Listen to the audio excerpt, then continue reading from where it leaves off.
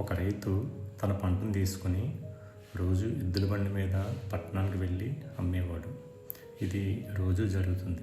అయితే ఇలా ఒకరోజు వెళ్తుండగా అందులో ఒక ఎద్దు మరి ఎద్దుతో అన్నదట, నేను ఈ పని చేయలేకపోతున్నాను, మన రైతు మనకు చాలా కష్టపడి కూపెడేస్తున్నాడు, రోజు ఈ బండి నేను లాగలేకపోతున్నాను అని అన్నదట.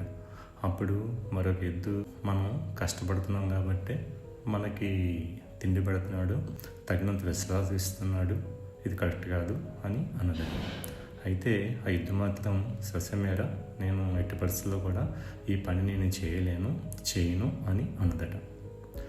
మరుసటి రోజు ఉదయం పట్టణానికి వెళ్ళడానికి రైతు రెడీ అవుతుండగా ఎద్దు కుంటున్నట్టుగా చూసి రైతు జాలిపడి, అయ్యో పాపం దీనికి కాలు కుండుతుంది అని చెప్పేసి తన ఇంటి దగ్గర వదిలేసి వేరే ఎద్దుని తీసుకుని పట్టణానికి వెళ్ళిపోయాడు.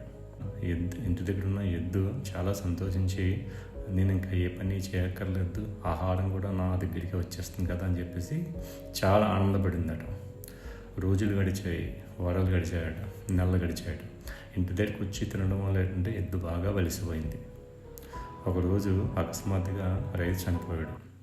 ఆహారం రావడం ఆగిపోయింది. వేరే రైతులు ఎద్దులను కొనడానికి వచ్చి చురుగ్గా ఉన్న ఎద్దును చూసి దాన్ని కొనుక్కుని వెళ్ళిపోయాడు. దీన్ని చూసి ఇది కనీసం తన కాళ్ళ మీద తను నిలబడలేక నడవలేక ఉన్న పరిస్థితిని చూసి ఈ ఎద్దును వదిలేసి ఆ ఎద్దును తీసుకెళ్ళిపోయాడట. కొన్ని రోజులు గడిచిన తర్వాత ఏంటంటే ఈ ఎద్దు ఆకలితో మరణించింది. ఇది స్టోరీ.